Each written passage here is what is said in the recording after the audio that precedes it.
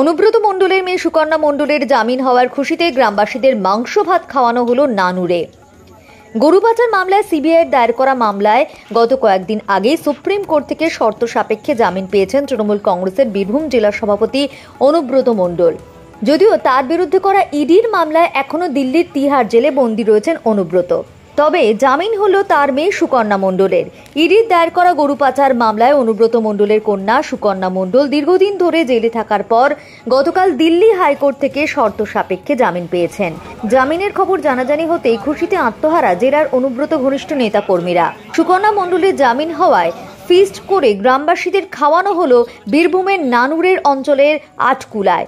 অনুব্রত ঘনিষ্ঠ তৃণমূল নেতা আব্দুল করিম খান দীর্ঘদিন ধরেই কোণঠাসা হয়ে থাকার পর সুকন্যা মণ্ডলের জামিন পাওয়ার আনন্দে আটকুলা গ্রামের সমস্ত বাসিন্দাদের রাত্রে খাওয়ানো হলো। খাবারে ছিল ভাত, মাংস, আলু পোস্ত এবং চাটনি। টিম করিম খানের টিম বাবা তো শাস্ত্র নীলা